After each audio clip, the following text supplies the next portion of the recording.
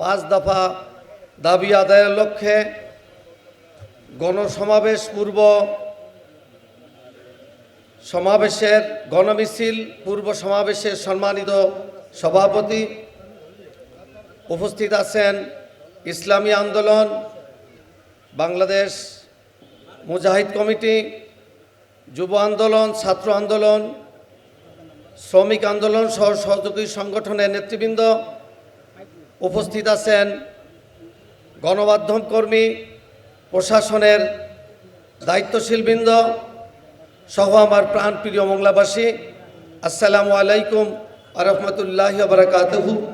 আপনাদের সবাইকে আমার ব্যক্তিগত পক্ষ থেকে এবং ইসলামী আন্দোলন বাগেরহাট জেলা এবং জাতীয় শিক্ষক ফোরাম কেন্দ্রীয় কমিটির পক্ষ থেকে আন্তরিক মোবারকবাদ জানাচ্ছি। আসলে আমাদের সময় একেবারে হাতে খুবই কম, আমরা মিছিলের দিকে অগ্রসর হব অল্পক্ষণের মধ্যেই। আমাদের গুরুত্বপূর্ণ আলোচনা আপনারা শুনেছেন। আমাদের যে 5 দফা দাবি আদায়ের লক্ষ্যে আজকের এই সমাবেশ, তার ভিতরে অন্যতম দাবি হচ্ছে পিআর পদ্ধতিতে নির্বাচন। কিছু কিছু দলের থেকে কথা আসতেছে পিআর পদ্ধতি ওনারা বুঝেন না, পিআর পদ্ধতি ওনারা বুঝেন না। তো পিআর পদ্ধতি যদি না বুঝেন তাহলে ওনাদের নির্বাচনে আসার কি দরকার? আমরা তো পিআর পদ্ধতি মানে একটা ভোটের যে মূল্যায়ন হবে সব থেকে একটা সঠিক পদ্ধতি, কোনো ভোট নষ্ট হবে না। আপনারা মনে করেন একটা দল 35% ভোট পেল, সংখ্যাগরিষ্ঠতা পেয়ে তারা ক্ষমতায় গেল। এখন ওনারা যেভাবে আইন পাস করবে দেশ সেভাবে চলবে। বাকি 65%-এর ভোটের কি অবস্থা? এই ভোটের কোনো মূল্য নাই, জিরো। এই হলো পিআর পদ্ধতি। একেবারে খুব সহজভাবে আপনাদের কাছে তুলে ধরলাম। আমাদের বক্তব্য হলো যে কোনো কিছুর বিনিময়ে আমরা আমাদের এই দাবি, পিআর পদ্ধতি, জুলাই সনদের স্বীকৃতি, প্রয়োজনীয় রাষ্ট্র সংস্কার, যেটা আমরা সংস্কারের কথা শুধু মুখে শুনি কিন্তু আমরা দেখতেছি সব জায়গায় আগের সেই সব সিস্টেম বহন। এখন আমাদেরকে সিদ্ধান্ত নিতে হবে আমরা কি আগের সেই সিস্টেমে থাকবো না নতুন কোনো পদ্ধতি আমরা চাই, আমাদের অধিকারকে আমরা ফিরিয়ে পেতে চাই। আপনি আমাদেরকে বলেন এ পর্যন্ত বিগত 54 বছরে যারা ক্ষমতায় ছিল তারা কি করেছে? তারা শুধু তাদের আখের গুছিয়েছে।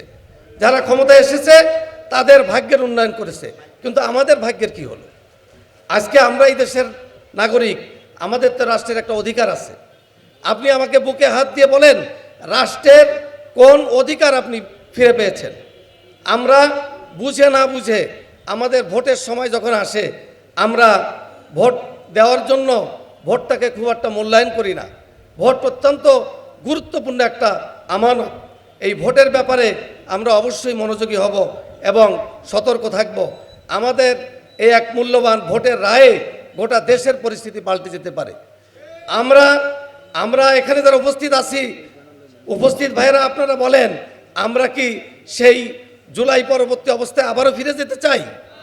কিন্তু আপনারা লক্ষ্য করেন আমরা এখন যে অবস্থার মধ্যে আছি, এই অবস্থায় যদি পিআর পদ্ধতি ছাড়া নির্বাচন হয় তাহলে পরিস্থিতি কি হবে? আগের অবস্থায় আমরা ফিরে যাব। তাহলে আমাদের কিন্তু আর আবারও সেই সেম অবস্থা, আমাদের বাক রুদ্ধ হয়ে যাবে।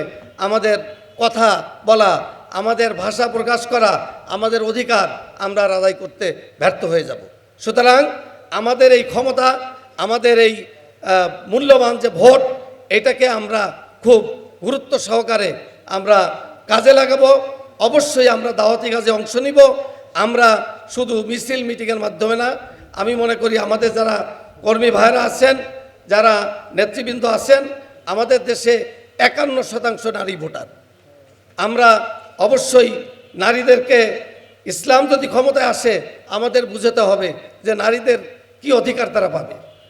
অন্যান্য সম্প্রদায়ের যারা আছে মুসলমান বাদে তাদের কি অধিকার আমরা দিতে পারবো? এই জমিন কার? আপনারা বলেন জমিন আল্লাহ। এই জমিনের শান্তি কোন আইনে আসতে পারে? আল্লাহর জমিনে, আল্লাহর আইনে আইন যদি আসে তাহলে এই জমিনে শান্তি প্রতিষ্ঠিত হবে। আমরা আমাদের অধিকারকে ফিরিয়ে পাবো। আমরা আজকে এখানে বসে প্রতিজ্ঞা করতে চাই, যিনি সরকারে যিনি প্রধান এখন আছেন, আমরাই আপনাকে ক্ষমতায় বসিয়েছি। আজকে আপনি যে সরকারে বসছেন, আপনার কাছে আমরা নিরপেক্ষ আচরণ আশা করব। আপনার কাছে আমরা নিরপেক্ষতা আশা করব। আপনি মেহেরবানি করে পক্ষ নেবেন না। আজকে এখানে আমরা এখানে যে বিভিন্ন জামায়াত ইসলাম সহ ইসলামী খেলাফত মসজিদ, জামায়াত ইসলামী, এনসিপি সহ আমরা সবাই মিলে যে এখন এক বাক্স সবাই আমরা এক বাক্সে ভোট প্রদান করব। আমাদের পীর সাহেব হুজুরের যে কাজ করে যাচ্ছেন, রাত দিন মাঠে ময়দানে আমাদের পীর সাহেব হুজুর এবং আমাদের নায়েবে আমির অক্লান্ত পরিশ্রম করতেছেন। আমাদের বসে থাকলে হবে না। আপনাদেরকে প্রাণপ্রিয় মংলাবাসীকে আমি অনুরোধ করব, আপনারা মেহেরবানি করে আপনারা আমাদের জান মাল সময় একটু কাজে লাগাই। আজকে আমরা একটু যদি সবাই মিলে কষ্ট করি, মানুষের দ্বারে দ্বারে যাই, মানুষকে যদি বুঝাতে পারি, তাহলে ইনশাআল্লাহ এই দেশে আল্লাহর জমিনে ইসলামী হুকুমত প্রতিষ্ঠিত হবে। ইনশাআল্লাহ আমরা আশাবাদী। আর একটা বিষয় বলতে চাই, আমাদের নির্বাচন কমিশনের দৃষ্টি আকর্ষণ করব, আমাদের যে 4টে আসন বাগেরহাটে, আপনার কোন ইশারায়, কার ইঙ্গিতে, কার স্বার্থে এই সিদ্ধান্ত নেবেন, এটা আমাদের বুঝে আসে না। অচিরেই আমরা এই বাগেরহাটের 400 আসন আবার ফিরে পেতে চাই। অবশ্যই নির্বাচন কমিশনের এ ব্যাপারে শুভবুদ্ধি উদয় হবে। আমাদের এ ব্যাপারে আইনি প্রক্রিয়া চলমান এবং আমাদের ধারাবাহিক আন্দোলন চলমান আছে।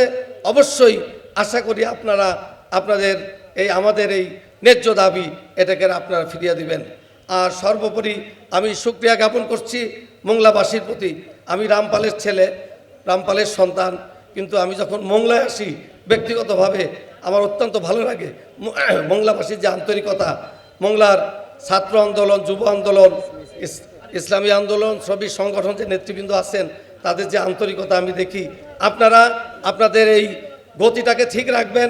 আমি আমার এই জায়গা থেকে যতটুকু ইনশাআল্লাহ আমি নিয়াত করছি, জান এবং মাল দিয়ে যতটুকু আছে ইনশাআল্লাহ চেষ্টা করব। কিন্তু আপনারা আপনাদের সাধ্য মতো আমাদের পাশে থাকবেন। ইনশাআল্লাহ আমাদের অধিকারকে আমরা ফিরিয়ে আনতে পারবো ইনশাআল্লাহ।